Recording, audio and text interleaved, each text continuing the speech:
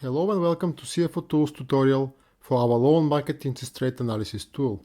Let me show you how powerful and yet easy to use our tool is. Before we start, however, who is the tool designed for? You may need a market interest rate for reference for transfer pricing planning purposes in order to set a market-based interest rate on your intercompany loans. You may need it to estimate a reasonable interest rate on third-party loans. You may need it for estimations for financial modeling purposes, for example, for weighted average cost of capital estimations. Our tool can give you an assessment of a market-based interest rate that you may use in a variety of situations. So let me show you how our instrument works and how you can use it. Like all our instruments, you need to open our site Go CFO Tools, log in the system and click on the Instruments page. If you do not have a license, you may purchase one. After that, you will be able to add instruments and perform calculations with the system. The structure of the instruments is similar to our IFRS 9 tools. You start using the system from right to left, so that the first thing that appears when you open an instrument is the analysis that you perform. The first tab to go into is the Help tab, which contains detailed information about the tool, its calculation and methodology. I would encourage you to review that to make sure the methodology is reasonable for you and it meets your local regulatory requirements. The next tab to see is the Debtors tab. This tab is shared with our IFRS 9 General Approach modules, so that future ECL analysis on the specific exposure can be easily performed. After creating the debtor, you need to enter information about the loan for which you are assessing the market interest rate. It is important to set all details correctly, as they can have notable effect on the calculations. While most of the fields are self-explanatory, let me discuss two of them. The type of payment, bullet or regular payment, is used to calculate the average lifetime of the loan. Our primary data for assessing the market interest rate spread is bond data for EU traded securities. Since bonds are bullet payment or end-of-period payment-based instruments, if a loan is an annuity type, then the effective length of the two would be different even if the nominal length might be the same. This is so because of the significant payment of principal before the end of the loan maturity in the case of annuity exposures. So to calculate the interest rate correctly, we need to know what the effective length of the contract is. A 3-year bullet payment loan, for example, has similar effective length to a 5-year annuity payment loan. Another field I'd like to clarify is the industry field. The field industry is important for us because we analyze market spreads on industry basis. Various industries face different risks, so we observe often quite different spreads between industries. So having the industry selected correctly is a necessity. I should note that this is the industry of the debtor, not the lender. After we enter this information, we may now proceed to the analysis. There is much information to be entered here, so let me focus on the key pieces of data needed. First, we need to select an instrument and set the analysis date. Then we need to enter if there are any collateral to the instrument. The collateral information is for information purposes only. It does not affect the calculation. However, it is typically the basis for choosing the credit rating correction, which does affect the calculation. This correction is done so that very favorable terms of a loan can be reflected in an effective increase of the credit rating above the nominal credit rating of the debtor. Or for that matter, very unfavorable terms can translate into an effective decrease of the credit rating.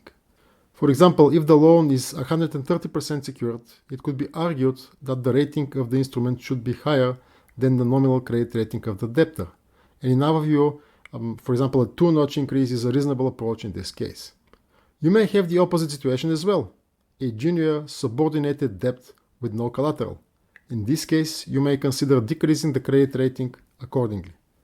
As with the IFRS 9 general approach calculations, choosing the correct rating is key for the analysis.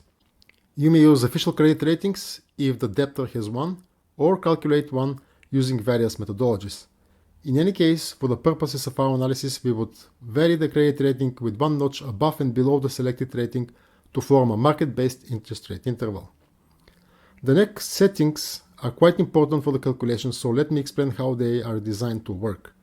The country risk premium, or CRP, is what you add on top of the spread to calculate the market interest rate.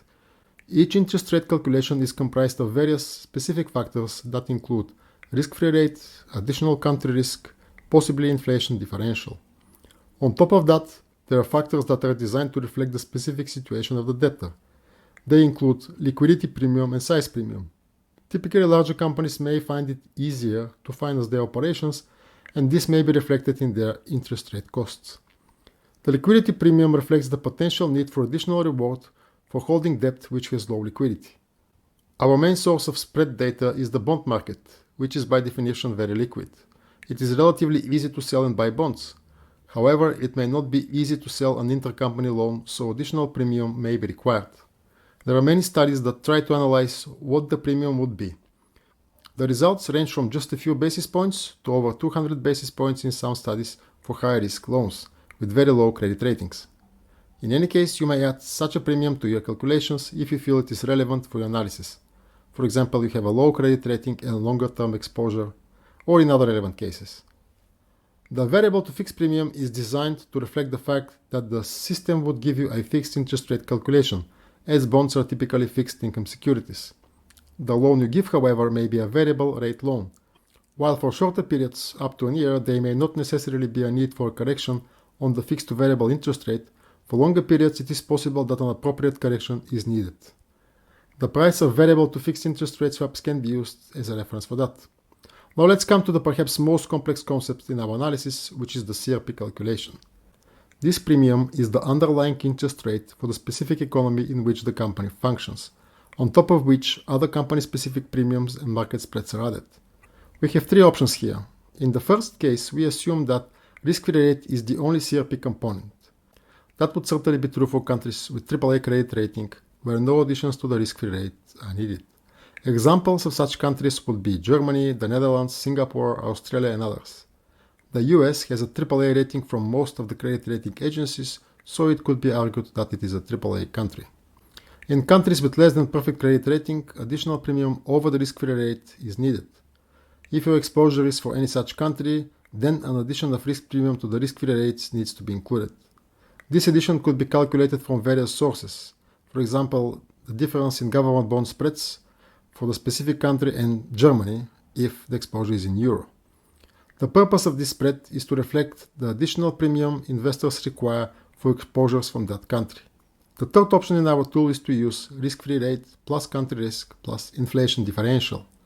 The reasoning behind that option would be if you have relevant data for government bonds for a country with less than AAA credit rating, but these bonds are denominated in euro or American dollars rather than local currency, and you need a local currency estimation. In that case, you would use the risk-free rate plus country risk based on the government bond spread, but since the local currency has different risks than euro or American dollar, additional premium may be needed. One way this could be done is with the so-called international Fisher effect, which can be used to analyze how much additional premium is needed to hold a local currency debt. You may need to combine that with a calculation for forward exchange rates. There are many materials on that on the internet. After combining all of the above components, you end up with the total risk premium calculation. I need to add also that CFO.tools can automatically create euro or American dollar risk-free rate estimations based on ECB and Fed data. In other words, if your exposure is in euro or USD, you can use CFO.tools built-in data for risk-free rate calculation. In some cases, you may actually have a combination of the two. For example, you may have evidence about Bulgaria's euro-denominated debt yield. It would comprise of the risk-free rate in euro plus the country risk premium. In that case, you may select the option of risk-free rate only and just put manually the yield at hand. The real magic of our system, however, is somewhat hidden for the user, and that is the calculation of the market spreads. We gather thousands of actual market observations on a monthly basis. These observations contain key elements like industry, credit rating spread, and others. They are open market transactions that can be considered as being uncontrolled price transactions between unrelated parties. In that regard, we view them as applicable for transfer pricing purposes under the Comparable Uncontrolled Price method. In order to assess any possible combination of interest rate and rating, we construct a statistical model to do the proper correction to reflect the spreads of a loan for each combination of industry, credit rating, and maturity. In this way, we are able to assess the market spread for any credit rating and industry with the uncontrolled market price data we have. After entering all the information above, the calculation of the interest rate is done by just pressing the Save and Calculate button. The system would render all elements from our calculations and databases and calculate the minimum and maximum interest rate based on credit rating variation. It will add together the market spread with all CRP elements selected. This will also be shown on the chart for easier understanding. We update spreads data on a monthly basis so that you are able to do your analysis at any point of time up until around the present time. Future analyses are not possible because of lack of market data for them yet, but analysis within approximately a month from the spread data are allowed in the system. This is a fast and powerful tool that has a lot of complex analysis built in. We hope you like it. There is further information about it on our website and through the Help tab. That is all from us for now. Thanks for watching.